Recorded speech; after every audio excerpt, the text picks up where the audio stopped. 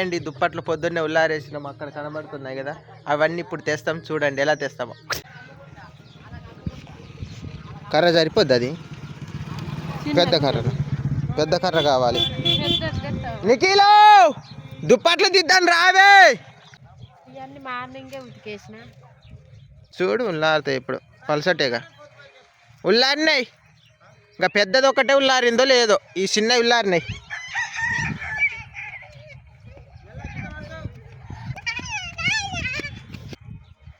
అక్కడికి చివరి దాకా మావే.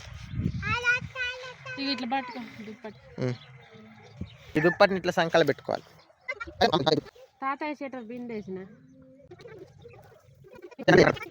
ఏంది అబ్బు, నిఖిల్ది మస్తున్నది కట్టె. ఉల్లారింది ఈ పెద్ద చెద్దరి. నేను చూసి చెప్తా. కొంచెం ఉన్నది గింత అంత. ఈ చెద్దర్లన్నీ నేను ఎట్లా మోయగలుగుతా? నేను ముందే 35 కేజీల బత్తని. ఏంటి బాబా అన్న?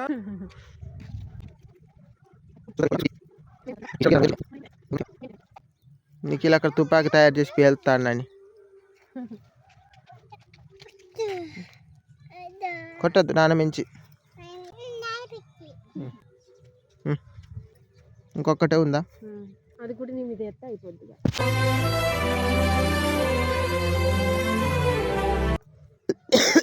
మీరు చెప్పింది కరెక్ట్ అండి. ఉడుకు నీళ్ళతో స్నానం చేస్తే కొంచెం రిలీఫ్ అనిపిస్తుంది. థ్యాంక్ యూ సో మచ్ చెప్పినందుకు. అది ముందు నేను పడతా వేయమన్నప్పుడు వెయ్యిగా. ఇంకా అదొక్కడి మేలేనా బక్కడిది.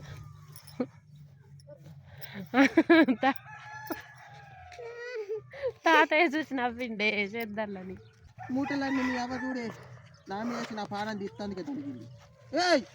నేను ముందే బక్కటోడినట్టు నా మీద ఈ మట్టి అంటది. పొద్దున దాకా బిండేసిన దుబ్బ అంటది. ఇక మంచట్లు వేసే బగ్గి కింద ఎందుకు వేసినావు?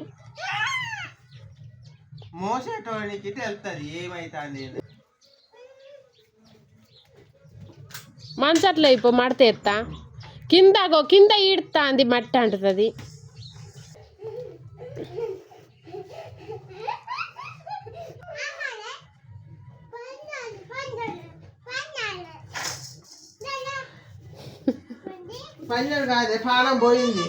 అసలు నా గురించి ఏమనుకుంటున్నారా మీరు?